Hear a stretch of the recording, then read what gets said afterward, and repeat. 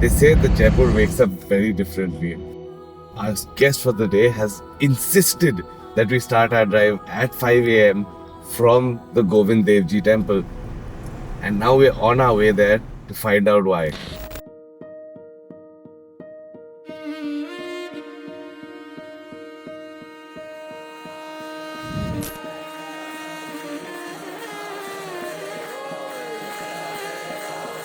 But you're right, the energy is absolutely... Right? And when they start singing the hymns in the morning, they actually, the volume and the crescendo gradually increases. And it reaches like a fever pitch. By the time it's done, you're awake. So it's almost like, you've snoozed your alarm and it's like ringing with higher volume every time it rains. If Jaipur could talk, Dr. Chandni Chaudhary would probably be one of the few people who could translate it for us. Architect, heritage expert, and co-founder of Jaipur Uncharted. She's helping us see the city beyond postcards. So, ma'am, 5:30 in the morning at the Govind Dev Ji temple. Why have you called us here? Because this is the way a true Jaipurite would start their morning anyway. And not just now, for 3 centuries, this tradition's gone.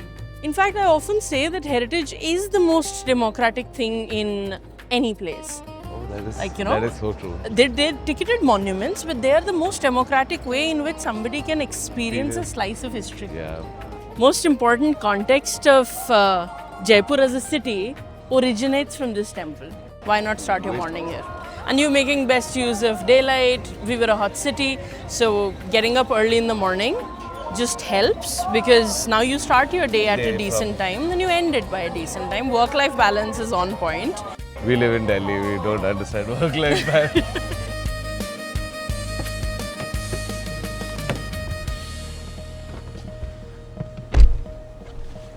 That was an absolutely incredible start to the morning. I liked that line that you said, where you said that palaces in many ways now have become the democratic experience for... Yes, because how else do you live even briefly in the same era as kings had? Like, you take a ticket and you go into these palaces or forts or whatever monument is open, and for that brief time you actually walk the same steps as these very astute kings walked. So this route that we're driving on, it's actually the old route that would have taken you to Amer. So you're also driving the same routes as elephants travel towards. And up ahead you see this gateway. It's one of the original 7 city gates that Jai Singh had planned. Of the world city. Of the world city. And originally this was called the Dhruv Pole, but one of his successors renamed the gate to Zorawar Singh Gate. And ever since you said that people live through royalty, through these stories, and you said this is the old route, I've been replaying in my head. See? I mean, I'm sure there's a track also playing in your mind. There is.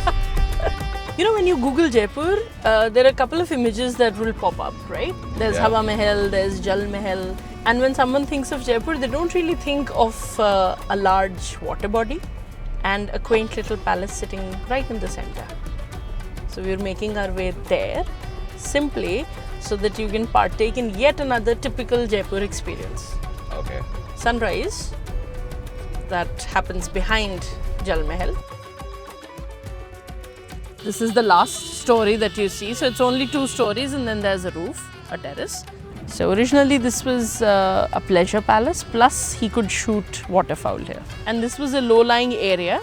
So all the runoff from the hills around would actually come and... So they would take a boat from... Yep, that little gate that you saw when we were driving up here. So there's a route that goes somewhere there, like right across those buildings, and then you take a boat. And those boats were commissioned from Banaras because they have a boat-making tradition. So the boats were brought in from there. So when you said a lot of the architecture is inspired by Fatehpur Sikri, I didn't know any of...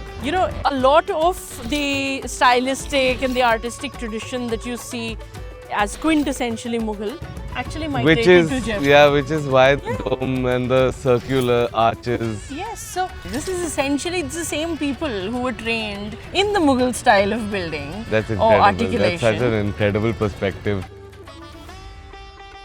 So this one is the motorable one, right? Okay. As I said. And to your right, the road Yeah. less taken. Yeah. This was the original highway that would have connected, like branched off, and people would have actually taken that route to go towards Amer. Oh. This road that we are driving on was meant for exactly this, driving, because cars would not be able to take the That elevation, because it's quite a steep climb, and this one is more leisurely. You know, it winds, makes use of the most easy gradient, Yeah. and it's just also makes for a really nice scenic drive. That was the older route to Amer, and this one, including this particular gateway, was built I think less than 100 years ago to allow for cars. This gateway included. Yes. Wow. And see, now you don't feel like you're in Jaipur. It's suddenly like, you know, two tall cliffs. Faces on either side. Yeah. And this is the actual element of surprise. We're now going towards the Palace of Amer, and you would see that suddenly this, you know, this would open up. You'd see a lot of green, and then peeking from between those trees, majestic as ever, this pale yellow painted palace that is going to take over all of your field of vision.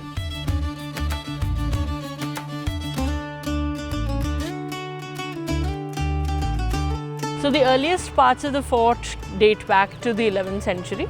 Okay. Some parts of it were built during the 17th century when Jai Singh I built it, but the majority of the fort was built in the 18th century by the same ruler, Savai Jai Singh II, who built Jaipur. So he decided that he needs a new capital because this one has outgrown the splendor that he envisaged for himself. Wow. Because it was in a valley, expanding this particular city was quite troublesome because you wouldn't start building up on the hill, You'd have to go past the and the moment you do that, you lose that natural defense that you have. fortification. The kingdom was actually called Dhundhar.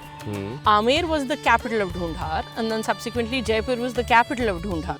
It so happened that the British, when they started talking about these princely states, they started referring to the families by the capitals of the kingdom. So what was once called the princely state of Dhundhar then came to be known as the princely state of Jaipur. Jaipur. And we ended up being the state of Jaipur when originally the name was supposed to be Dhundhar. Dhundhar. So yeah, the Brits basically just re-Christianed us. But yeah, this was the Dhundhar glory in all its splendor. I'm thinking about it from the 11th century and how it's like, Oh, 11th century is up there. Then like it must have grown. And 16th century, the southernmost part of the Amer Palace was built. Then the 17th century, the central area where you see that marble thing was built. Then another king added some more. And then Jai Singh added the northernmost area with the Jaleb Chowk and the formal entrance, the one that you see from here, that's also called Surajpur.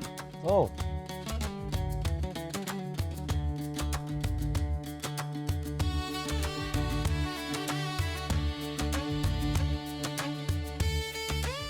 so you showed me the old charm of the city. Yeah. Where to next? So we've seen the landmarks, right? We saw Jal Mahal, we've seen Amer. Now I want to take you back into the walled city of Jaipur because we can't really miss Hawa Mahal, can we? Done. Let's So, go. shall we? Yes. Come.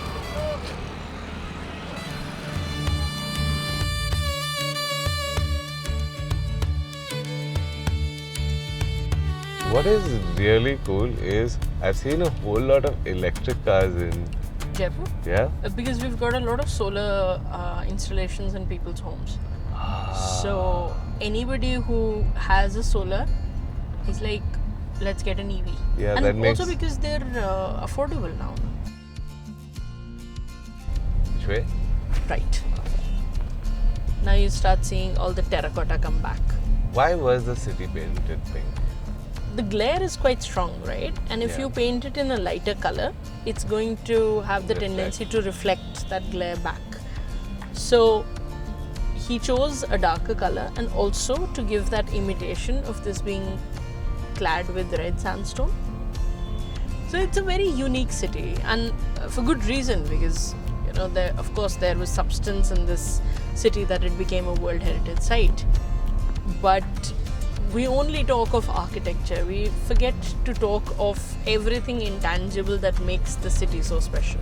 It is the culture, it is the daily practices The layers of people. that have been put over Yeah. these centuries. And just 3 centuries, by the way. And to have conceptualized a city that has very graciously absorbed everything that's been thrown its way and continues to serve as the central business district 3 centuries hence, a city that was planned only for 50,000 people now caters to at least 4.5 lakh people living within it, and at least 3 lakh people coming into the city every day for work. And it's perfectly coordinated chaos. Yes. So we're heading back towards the center of the city, and what we can do is we can park anywhere on the left. We'll now walk to Hawa Mahal. Of course, it doesn't need an introduction. For me, I think this continues to steal my heart regardless of how many times I've seen it. Yeah.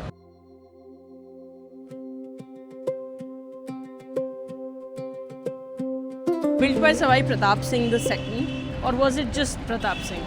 I don't know. We'll have to verify that.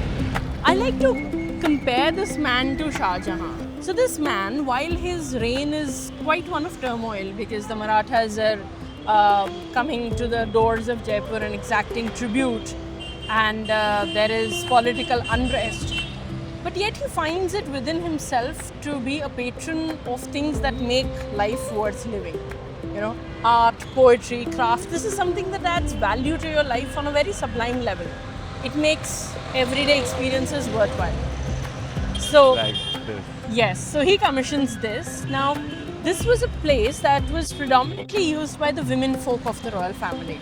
It's got 5 stories, and they often say that the form of this building looks like that of a peacock feather. And that's also because he's led to have taken inspiration from the crown of Sri Krishna, because he already is, had a peacock feather. I know this is probably the most basic question, but I have a feeling that I'm going to get a new perspective on it. Why is it called Hawa? Because all of these jalis, you see these little trellises, they've got jalis, and there's a scientific theorem. That's the Venturi's principle, right? So when air is forced through a small opening, it cools down. So that's what happens. Like even in the month of June, which is the hottest here in Jaipur, you stand behind one of these latticed screens and the wind is really, the breeze is really cool. So that's why the Hawa Mahal. 1799. Yep. This is a stone masonry structure. Okay. So the lowest walls are thick, and as they go up, the walls become thinner in section. So the load comes down, it's a load-bearing structure, one wall over the other. The lower, not the ground floor, but the first and the second floor, you see that there's glass fixed in it. Yeah. That's all colored glass. So right now, if we were to go inside Hawa Mahal, you will see beautiful drawn patterns on the floor because the sunlight streaming in through colored glass. He built this for his women so that his women could actually sit behind those screens and be able to observe whatever was going on this road without being seen by the public in turn. So, you don't make kings anymore, do you? Yeah. Visionaries like him don't come every day. And Almost there's so akin much to of us. function in this, in this form that is, it's Let's just, see you commission one like this. I would like to. So, if you've had your fill, Yes. maybe we can head to Badi Chopper. Done. Let's do it. Come.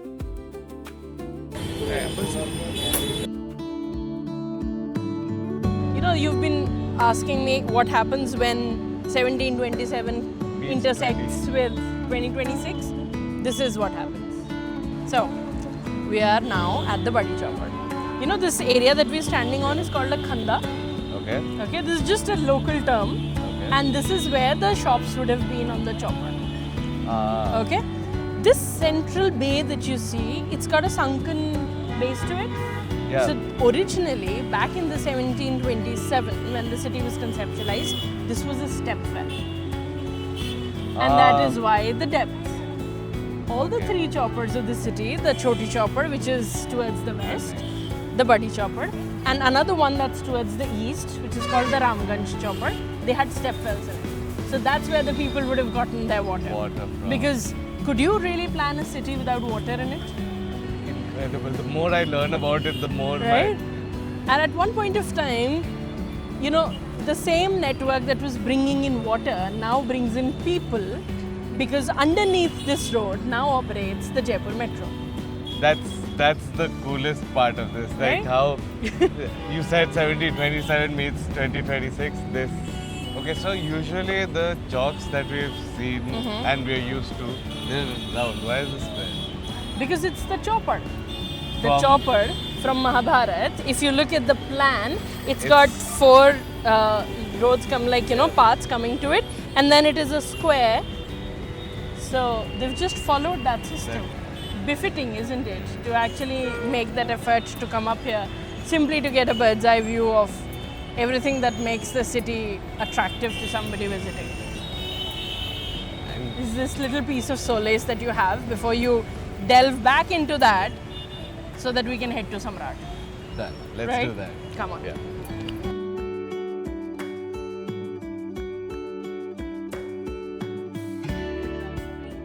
Man, the crowd here is insane.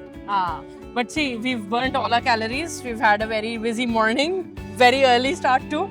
This is where you come to gain all of that back. Okay? Perfect. What are we So getting? Jaipur is known for this traditional breakfast, and here we are going to get pyaz ki kachori and lassi to down it down, and something sweet to finish it off. So we'll finish with jalebi. Perfect. Let's do Come. that.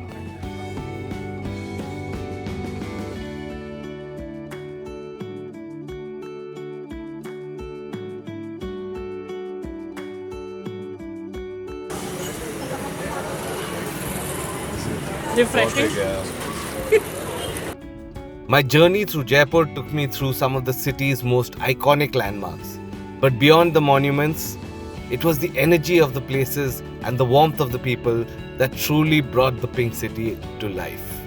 Jaipur is a true example of what happens when 1727 meets 2026. It's not just a city you visit, it's a city you experience, one story at a time.